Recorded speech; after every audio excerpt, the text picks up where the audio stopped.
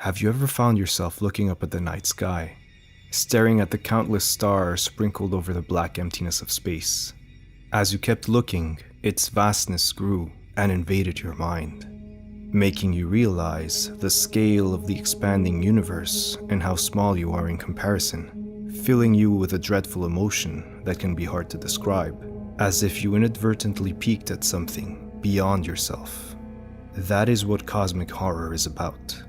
Beyond the monsters, the violence, and the danger, this horror is about the awareness of the limits of your own humanity.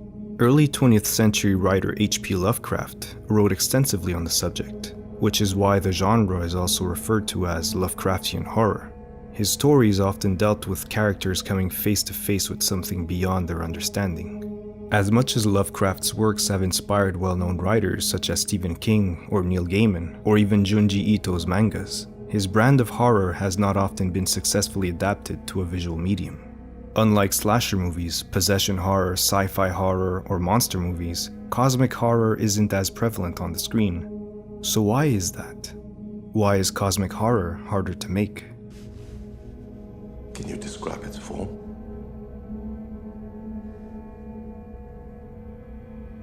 No. Let's take a look at an excerpt from H.P. Lovecraft's The Unnameable that clearly shows one of the biggest issues of adapting cosmic horror to the visual medium. Good God, Manton, but what was it? Those scars. Was it like that?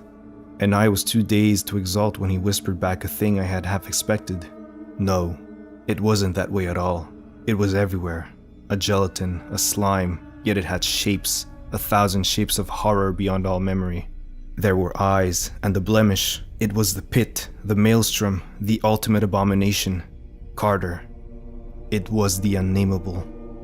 As you were hearing the description of the unnameable entity, you must have gone through a certain amount of mental gymnastics to try and form a clear picture of it in your head.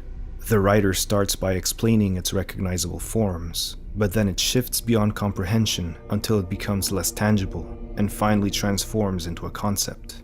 So how do you represent an unknowable or unnameable horror visually?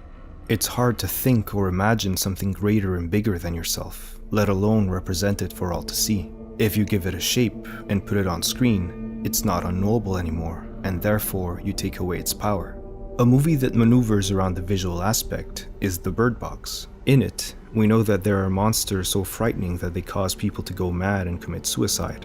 And at the same time, they are attractive to people that are already mad. At no point in the movie are we shown what the creatures look like. We only see what they cause. The biggest hints we get are the drawings made by mental patients.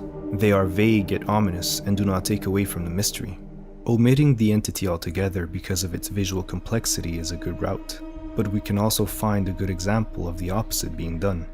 The Thing is a movie that does a great job at showing us the creature, and yet by the end, we still don't know what the true form is, only its transitional phases as it makes itself look like people or animals. The visual effects, which were all practical and groundbreaking at the time, show us nightmarish and misshapen horrors that often lack the safety of an anthropomorphic figure. The creature constantly changes. We can't define it. We are presented with an entity that we can't understand, or whose goals we can't comprehend, even as it tries to look and sound like one of us.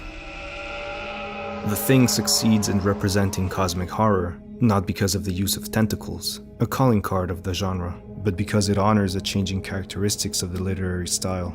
Just like the description of the unnameable, it can't be pinned down to one thing. It's several. Cosmic horror resides deeply in the abstract. If you recall the excerpt from earlier, the unnameable being's descriptions are deliberately elusive. The only anchor in the sea of the intangible is what the descriptions evoke in the characters or in us. The reaction of being faced with the incomprehensible leads the character to look inwards to make sense of the complex puzzle of emotions they are left with. The most merciful thing in the world, I think, is the inability of the human mind to correlate all its contents. We live on a placid island of ignorance in the midst of black seas of infinity, and it was not meant that we should voyage far. The sciences, each straining in its own direction, have hitherto harmed us little, but someday the piecing together of the associated knowledge will open up such terrifying vistas of reality, and of our frightful position therein. that we shall either go mad from the revelation or flee from the deadly light into the peace and safety of a new dark age.